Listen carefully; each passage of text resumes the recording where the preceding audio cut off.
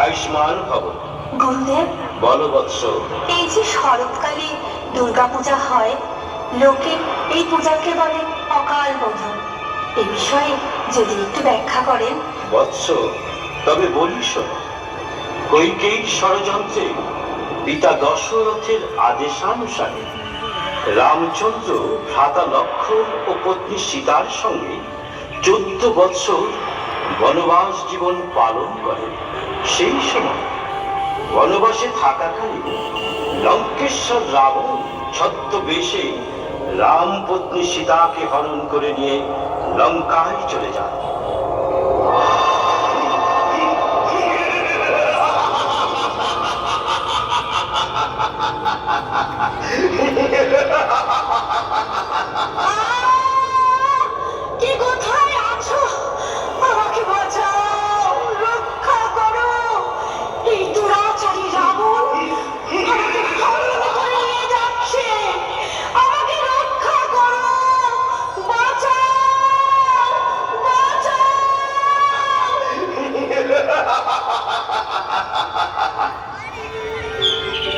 বৎস, ঠিক এই জন্যে রাম রাবণের যুদ্ধ হয়েছিল। রামচন্দ্র রাবণ বধের জন্য দেবী দশভুজার পূজা করেছিলেন।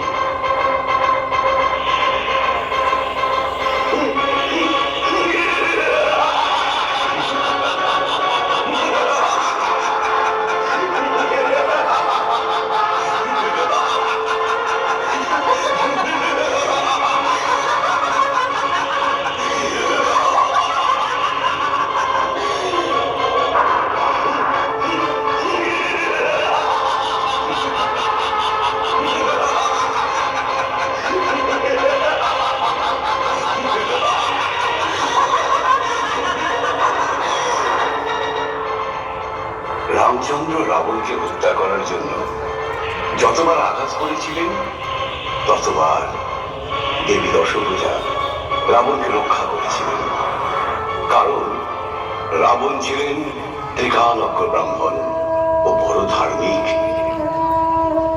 রাবণ হত্যায় ব্যর্থ রামচন্দ্র হতাশায় অনুজ লক্ষ্মণ ও বন্ধুবর বিভীষণকে ব্যক্ত করলেন নিজের দুর্দশার কথা।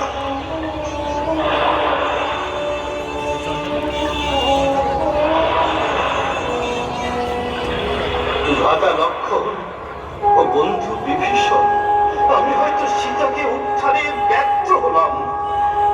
সেই কারণেই আমি আর অযোধ্যায় প্রত্যাবর্তন করব না।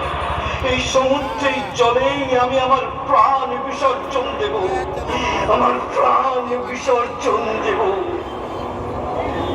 রামচন্দ্রের করুণ কাহিনীর কথা শ্রবণ করে সেই মুহূর্তে আবির্ভূত হলেন পিতা ব্রহ্মা।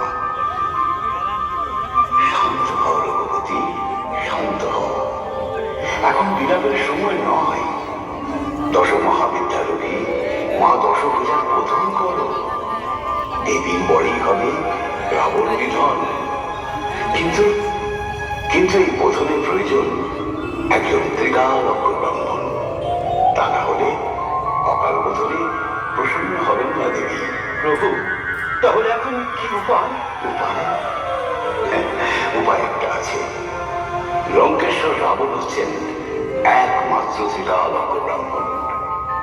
তুমি এই মুহূর্তে রাজা লক্ষ্মণ ও বিভীষণকে রাবণের কাছে প্রেরণ করে প্রথম 3 দিন অর্থাৎ দেবী পক্ষের ষষ্ঠী, সপ্তমী ও অষ্টমীর পূজা করার জন্য আমন্ত্রণ জানাও এবং বলবে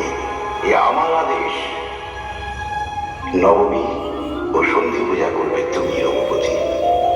পূজান্তে দেবীর নিকট প্রার্থনা করবে রাবণ বধের আশীর্বাদ। যথা আজ্ঞা প্রভু। তথাস্তু। ব্রহ্মার ইচ্ছানুসারে শুরু হলো দেবী দশভুজার পূজা। ओम नमः चंडिकाय। ऋषिर्वाच इत्याकर्ण्यवचो देव्या सदूरो अमर्षपूरितः समाचष्ट समागम्य दैत्यराजाय विस्तरात्। कस्य दूतस्य तद्वाक्यम् आकर्ण्य असुरराट्ततः सक्रोधः प्राह दैत्यानाम् अधिपं धूम्रलोचनः। हे धूम्रलोचना आशु वंशसैन्यपरिवारितः तामानय बलात् दुष्टाम् एषा दर्शन विफला। तत्परित्राणद कश्चित् यदि वोत्तिष्ठते वरः स हन्तव्यो अमरो वा यक्षो गन्धर्व एव वा।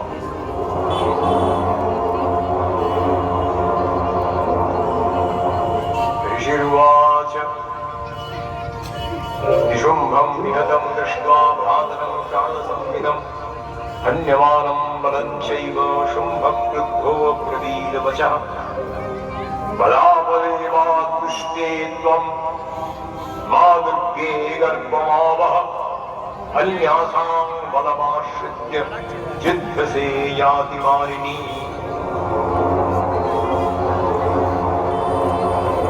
सर्वभूता यदा देवी स्वर्गमुक्तिप्रदायिनी त्वं स्तुता स्तुत एका वा भवन्तु परमोक्तयः।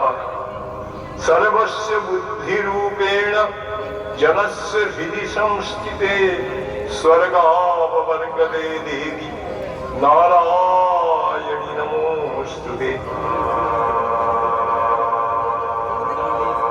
3 দিন পূজা সম্পন্ন করে রাবণ ফিরে যাওয়ার মুহূর্তে দেবী আবির্ভূতা হলেন। আমি তোমার পূজায় সন্তুষ্ট, কিন্তু এ কি করলে পুত্র রাবণ? মাতা, আমার পুজো সম্পন্ন না করে তুমি এই স্থান ত্যাগ করছো, কিন্তু আমি কেমন করে তোমার পরিত্যাগ করব পুত্র? মাতা, মাতা আমার প্রণাম গ্রহণ করো। তুমি তো সবই জানো, বৈকুণ্ঠে দ্বারলক্ষ্মী ছিলাম জয় বিজয় নামে। মুনির অভিশাপে মর্তে পতন রাবণ ও কুম্ভকর্ণ নামে। নারায়ণ স্বয়ং ধরায় আবির্ভূতা হয়েছেন আমাদের উদ্ধারের জন্য। মাতা, আর কি প্রয়োজন?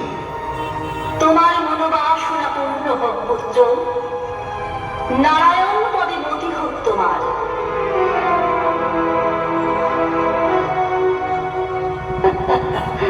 এবার দেখি রামচন্দ্র পরীক্ষায় উত্তীর্ণ হয় কি করে। 108টি নীলপদ্ম সহযোগে পূজা শুরু করলেন রামচন্দ্র। यस्याहं सकलां बाधां नाशयिष्यामि न संशयम् मधुकैटभनाशं च महिषासुरघातनं कीर्तयिष्यन्ति ये तद्वद्वधं शुम्भनिशुम्भयो। अष्टम्यां च चतुर्दश्यां नवम्यां चैकचेतसः श्रोष्यन्ति चैव ये भक्त्या मम माहात्म्यमुत्तमम्। न तेषां दुष्कृतं किञ्चित् दुष्कृतोत्थानचापदः भविष्यति नरादिग्रं न चैवैष्यति योजनम्। সেই সময় দেবী ছলনার আশ্রয় নিয়ে 108টি নীলপদ্ম থেকে একটি পদ্ম সরিয়ে নিলেন। রামচন্দ্রের 2 নয়ন নীলপদ্মের ন্যায় নীলবর্ণ ছিল, তাই তার অপর নাম নীলকমল। ऋषिर्वाच एतत्ते कथितं भूप देवी माहात्म्यमुत्तमम् एवं प्रभावा सा देवी जयेदं धार्यते जगत्।